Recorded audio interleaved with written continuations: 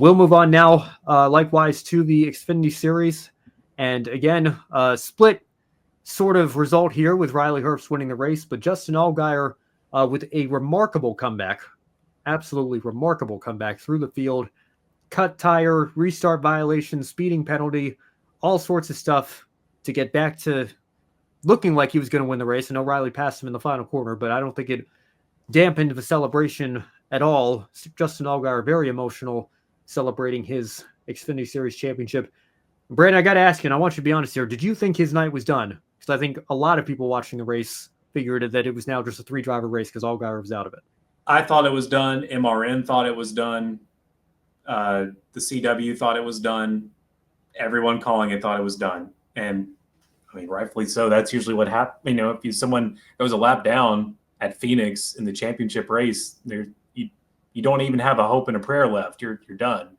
Man, that I hate the bias. Okay, the Cup race was great. Joey Logano won the championship. That doesn't change how I feel about that being a good race. Man, this was the best race of the weekend. Justin Allgaier winning the championship. Oh my goodness, are you kidding me? And I like Ty Majeski winning the championship. Are you kidding me? Justin Allgaier, the grandfather of the Xfinity Series, who is 2 daughters coming out at the end. You finally did it, Dad. I mean, good grief. Dale Jr. coming out there, enjoying, just finally seeing his long, stable driver getting it done. Kelly Miller also getting celebrate.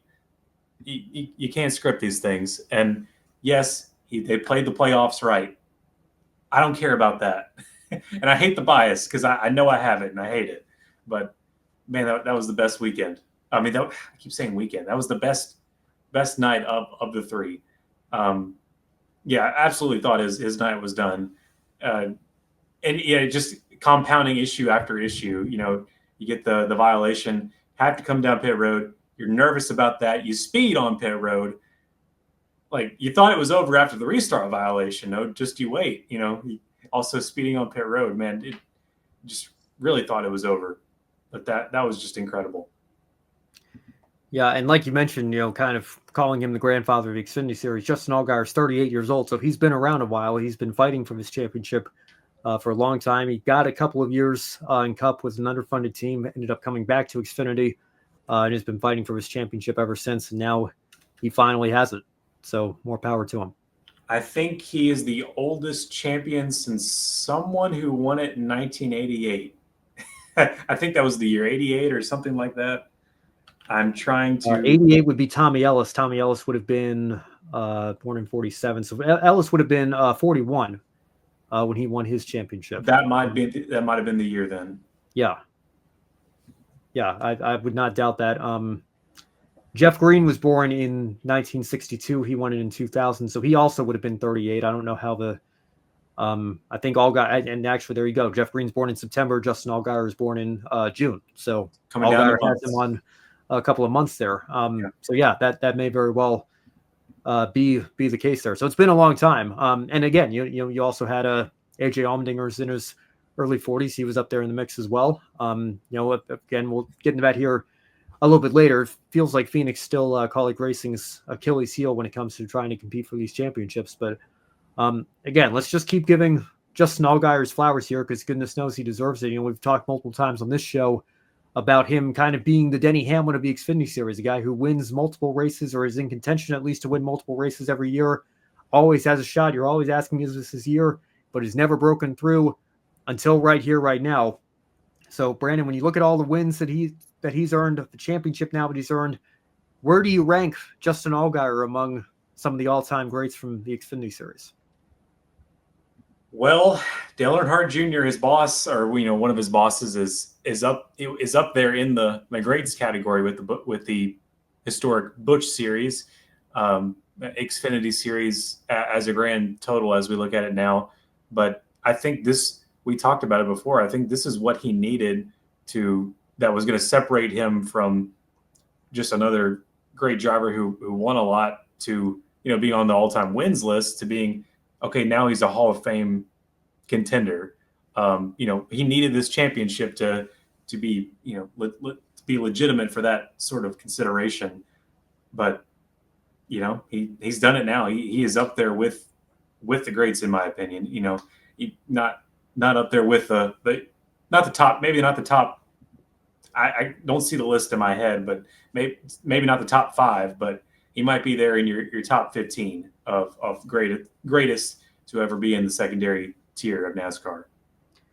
Yeah, well, and again, I'll just say this, and you bring up the Hall of Fame as well, Brandon. We've had that discussion on this show before. Jack Ingram, kind of, I guess you could say, one of the patriarchs of the Xfinity Series in its modern day current form.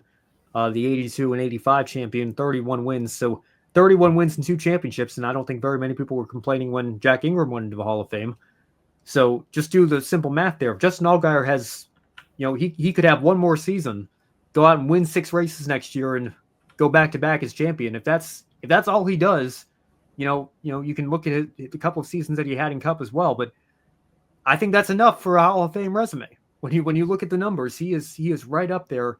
I think now 9th all time on the wins list, or 10th all time, excuse me, chasing Jeff Burton, who's 9th, past Dale Earnhardt Jr., his boss, who was 10th before Allgaier got a couple of wins this year.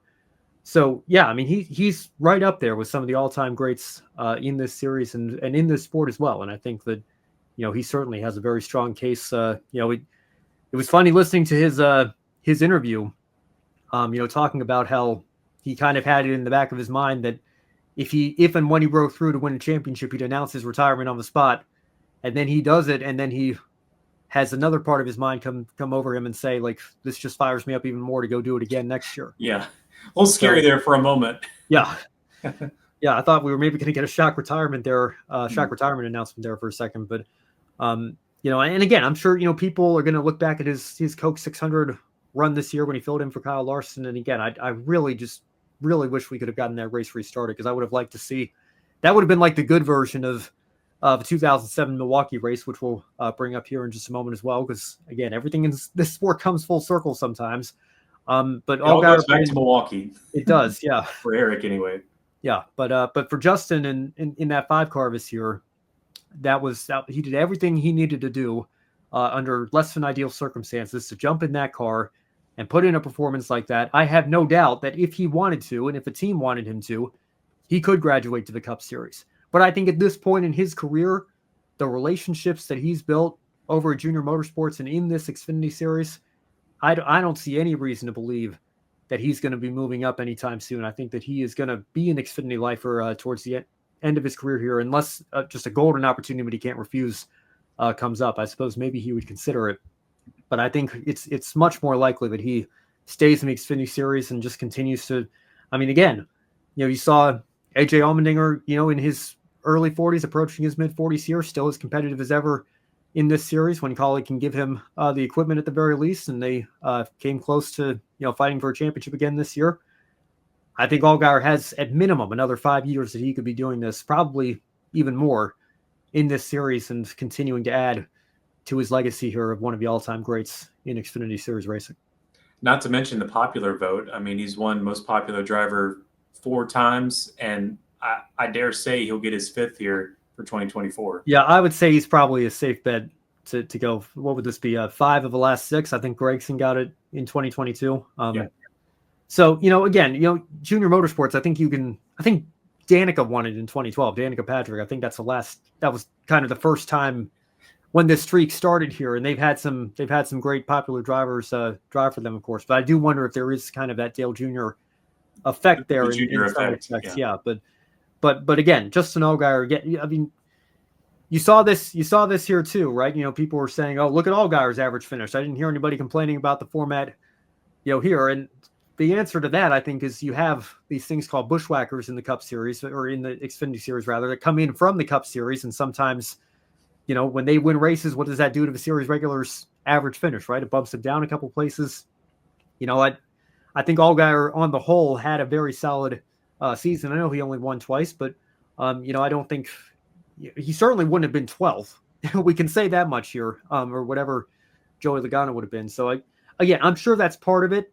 I'm sure there are fans that let their driver biases get to them when talking about this format. But I think you saw it from the year Chase Elliott won.